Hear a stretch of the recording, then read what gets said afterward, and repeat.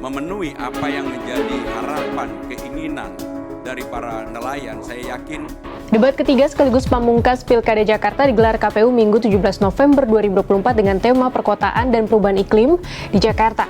Adu gagasan soal pemindahan balai kota dan penanganan banjir menjadi topik yang lumayan memantik perdebatan sengit di antara paslon. Bagaimana isi debatnya?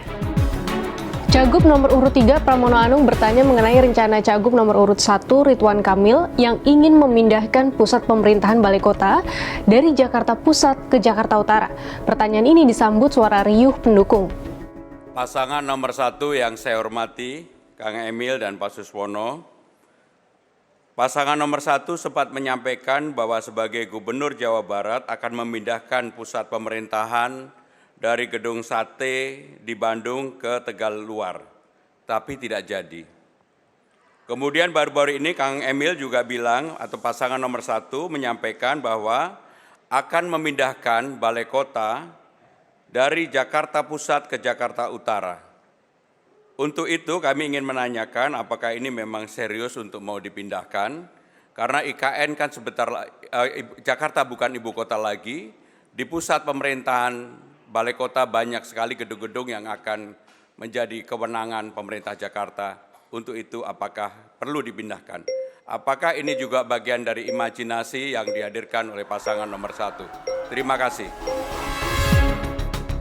Atas pertanyaan ini, RK buru-buru menjawab soal imajinatif dan menyelipkan nama Jokowi dalam jawabannya. Kalau tadi ada yang tertawa urusan imajinasi, lah IKN itu datang dari imajinasi. Oleh sebuah keputusan mahal, keputusan politik, pindah ke sana, menjadi IKN hari ini. Kebetulan saya kurator di sana. Pak Jokowi sudah sangat luar biasa melakukan sebuah namanya gagasan-gagasan yang realitanya terjadi.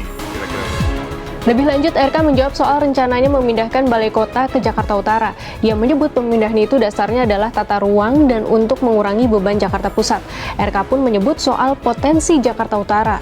Mau mengurangi macet, selain perluasan transportasi publik, mari benerin tata ruangnya. Salah satunya adalah pusat kantor pemerintahan dikurangi dari pusat. Tentu ini harus didialogkan kepada stakeholder di Jakarta. Kenapa di Jakarta Utara? Aksesnya bagus. Ancol itu punya hak 200 hektar membangun. Tinggal kita bikin pusat bisnis baru dengan anchor tenant-nya adalah akumulasi dari perkantoran-perkantoran pemerintahan Jakarta, dari BUMD. Ya. Sehingga lahan-lahan yang di kota itu bisa difungsikan untuk fungsi-fungsi kota global. Selain pemindahan balai kota, penanganan masalah banjir Jakarta juga menjadi jualan gagasan. Setiap paslon, jika dicermati gagasan ketiga calon untuk mengatasi banjir sepertinya sudah sangat familiar bagi warga Jakarta.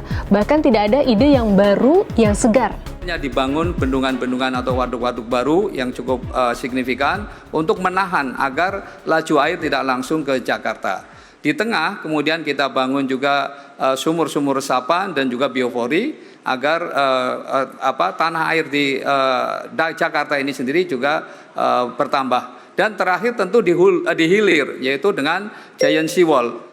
Kita perlu melakukan koordinasi dan komunikasi aktif, ya, ada forum koordinasi dengan Pemprov daerah di hulu, ya, seperti Pemprov Bogor dalam pengaturan debit air, ya. Kemudian juga kita juga akan perbaiki tata guna lahan di sana, ya. Untuk curah hujan di Jakarta kita akan lakukan sistem pengendalian air terpadu, ya. Kemudian kita akan normalisasi daerah aliran sungai.